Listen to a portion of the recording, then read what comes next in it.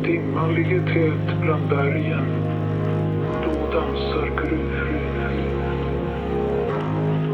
Osynlig för blotta ögat, men med påtaglig närvaro, dansar gruvfrun.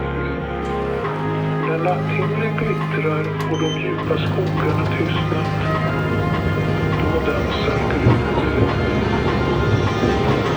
Påtaglig och vacker, iklädd ljusgrå tröja, dansar gruvfrun.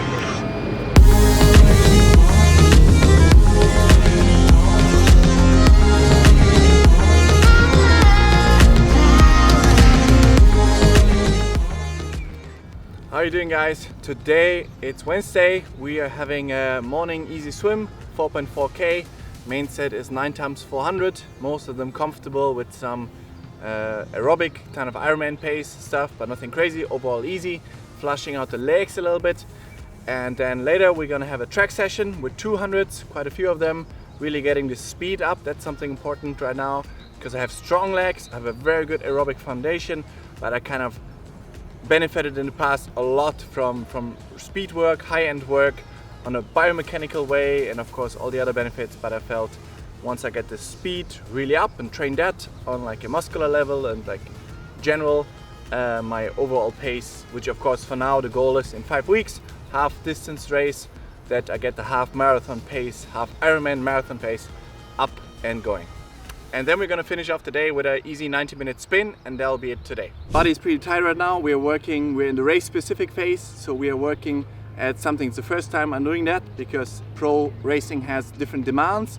So we did in a cycling, for example, a lot of strength works in the past for months, but now we're bringing the cadence up so that I'm able to, for example, we did stuff like yesterday, so my body is really working on that to absorb that.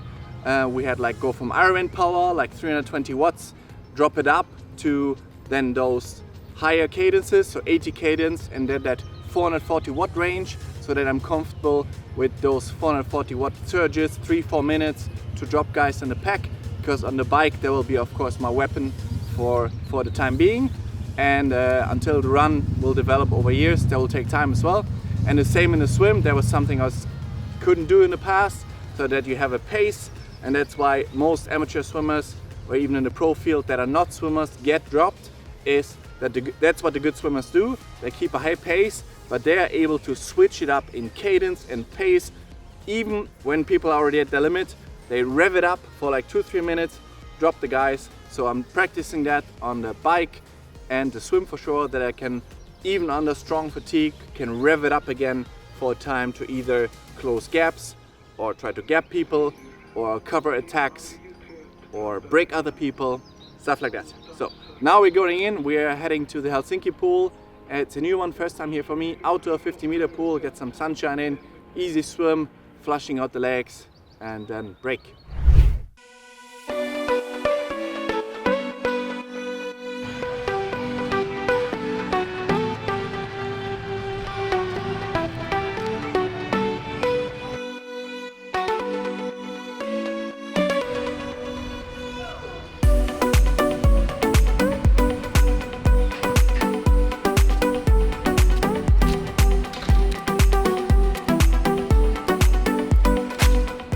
Fitness-wise, I would say I am a solid on the way towards a V8 engine, fitness-wise.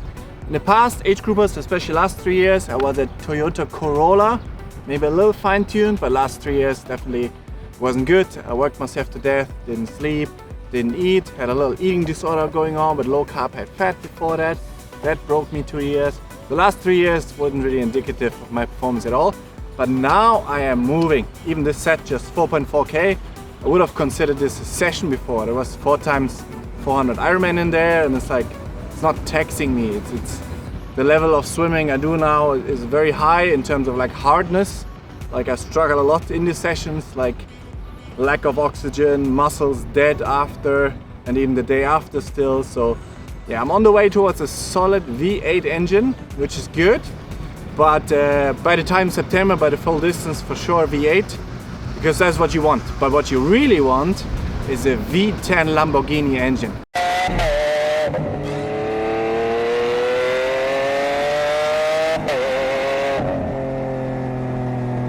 because that engine you can rev up as high as you want and down again and perform, and that's what you need to win world champs.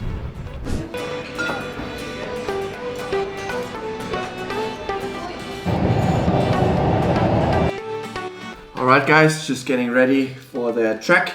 We're going to the indoor track. You may ask yourself, why the flip do you go to an indoor track right now? It's beautiful weather. It is 25 degrees, sunny. The reason is there is a track right here close to where I live, but people train there as a football track and the balls fly all over the place. So if you run high speed, of course that is not a very smart thing to do when you have balls flying all over. So anyways, indoor track, always same conditions, same climate. No allergies, no pollen flying around, nothing. So really good work. So look, I want to talk about the shoe choice just for 1 second, because I have been running in the other videos in this shoe. It's the Tempo Next Percent, and I always thought this is my go-to shoe for speed. This is perfect for me. But in all the training runs, in all the runs, my calves were absolutely smashed after, completely sore, brutally sore. And I thought, it just has to do with speed work and all that stuff. But that shoe actually, I only figured it out because I did the last speed work with this shoe. It is the Zoom Rival Fly 3. And in the past I did 200s and 400s and circuited because of the reason. When you run laps at high speed, if you have a shoe that's a little bit higher, and I have naturally a bit more on the loose end ankles, and no matter how much you train all that, if you run corners, your ankles, especially when you're tired, that's why I will never choose Alpha Fly for Ironman marathons, because after 25k, after 25k in the Ironman, your technique goes out the window pretty much, and I don't think a shoe that is very wobbly, and you have wobbly ankles anyways, not wobbly but like softer ankles, they will just make your technique worse. So anyways, this shoe more or less useless for me now. Don't know what to do with that, maybe for the gym. Not wearing that anymore because it's just killing my calves. I'm too tall of a runner. This one I chose back then, and I'm going back to that now today for the 200s as well. Main reason, doesn't matter the brand or anything like that, whatever fits to you, but I want to be closer to the ground. So there's very little cushioning actually, not much, because and it's a lot more direct force. So it's about force production, right? Same as swimming, it's distance per stroke. How do you get speed in swimming? Distance per stroke and cadence. Same in cycling. How do you get speed on the bike? How much watts, so basically pressure you can push, and cadence. Same in the run. How do you get speed? What is your cadence? How is your force production per step? So that one, game changer for force production for me. Feel really direct, feel the whole proprioception, the nervous system, my feet, biomechanically completely different even after one session. Also the long run after went completely different, way better. So that's what I'm doing today, and let's go running. So we got everything packed here. This is 60 grams of carbs and a bit less than 500 milliliters for the warm-up. 60 grams of carbs, snacks, protein, carbs for afterwards, half water, half orange juice, again carbs for afterwards. I want to refuel right after, and yeah, some music to get me going, shoes, and off we go.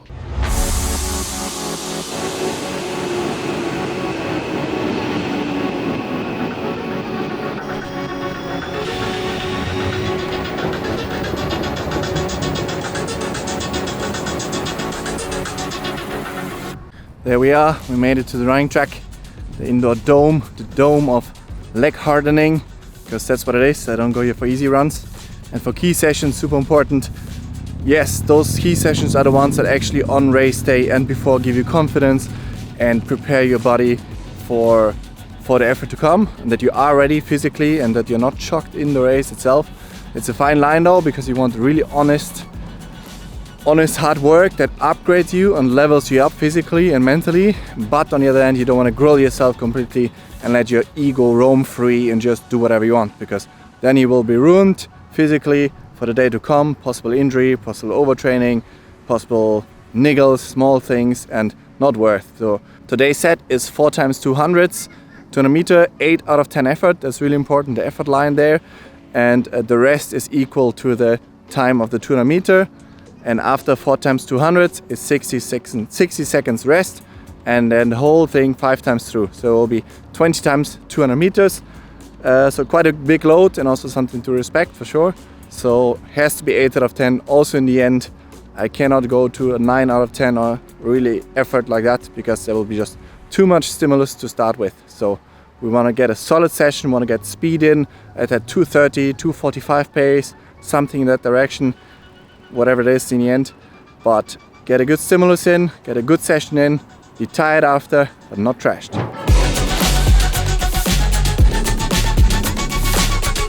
So after changing, I got the 20-minute easy warm-up.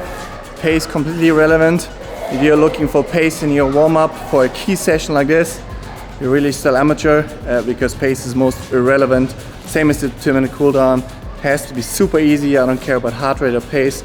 Has to be super easy on all fronts, because the main stimulus from today's sessions are obviously the 200 and that quality running. So don't forget, if you have key sessions like that, warm-up is just to get your body up to temperature, make sure you're fully warmed up and ready for the efforts to come. Närvaro dansar gruvfrön. När natthimlen glittrar och de djupa skogarna tystnat, då dansar gruvfrön. Påtaglig och vacker, iklädd ljusgrå slöja, dansar gruvfrön.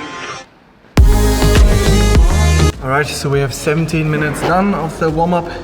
Changing the shoes now because I want still a lap or two that my foot and brain recalibrates to the new shoe, or not new, but like lower ground, and everything is a bit different for the foot before I go into the speed work. Speed work focus will be that I focus on my stride, on my technique.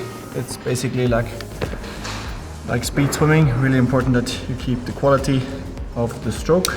And for me especially, I sometimes lead with my foot and I want to lead with the knee, right? Because if you land with the foot first and then comes the knee, you kind of overstride and wasting energy is not efficiency. So I want to lead with the knee. If the knee is here, that the foot kind of lands as much, will be a bit in front, but like landing as much as possible, always under the knee. Because when you see professional runners, like really high-end speed runners, no matter which speed, they will have that. Because if you land in front, you overstride, and overstriding is highly inefficient, and we don't want that, do we?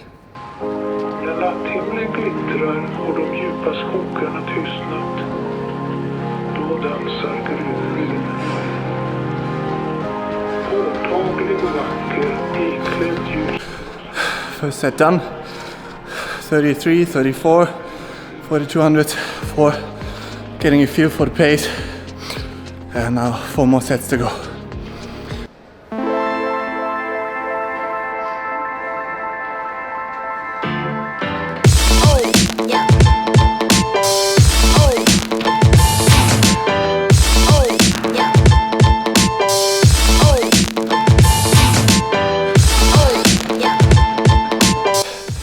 Two rounds done, 3 to go.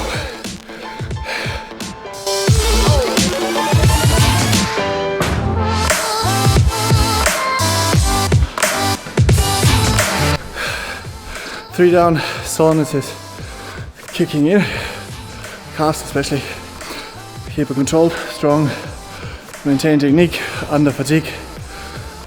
Keep it strong. 2 more to go.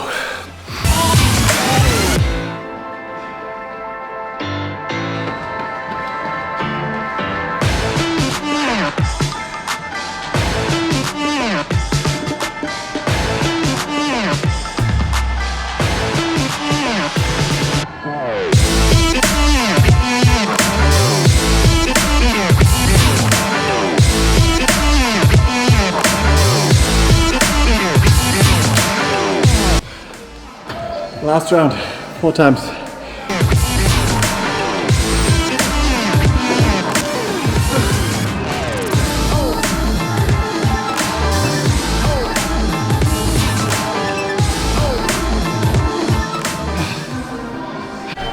That was nasty. 200 meter can be really long. The last 4 or 5, 200, I really noticed how my form wanted to fall apart. Also because I was breathing so heavy. So it took a lot to Here is a bit biomechanical workout. So just keep it together. Switching again on easy shoes. And easy cool down.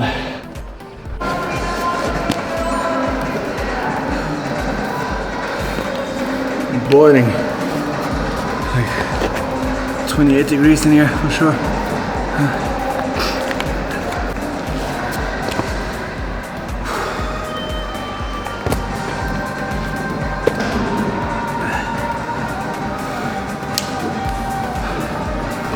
If I can, always run the other way around. So just have a bit more even load instead of running one corner.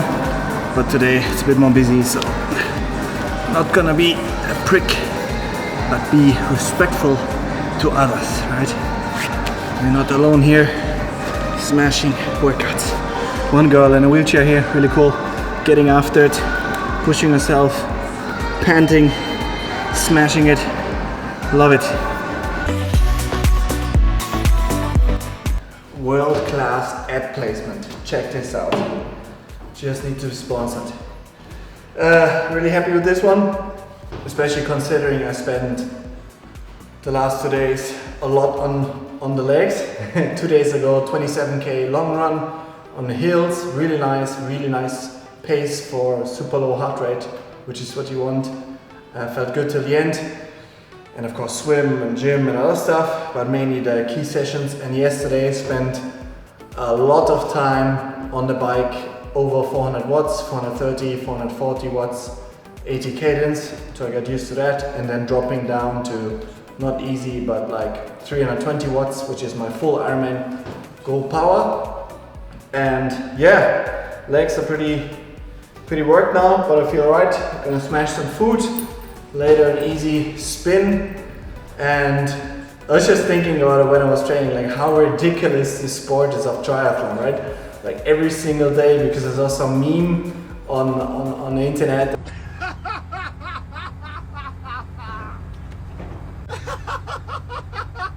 Triathletes almost pretty much every day is leg day. I mean, training for 3 sports is just stupid, to be honest. And but I love it. We all love the challenge.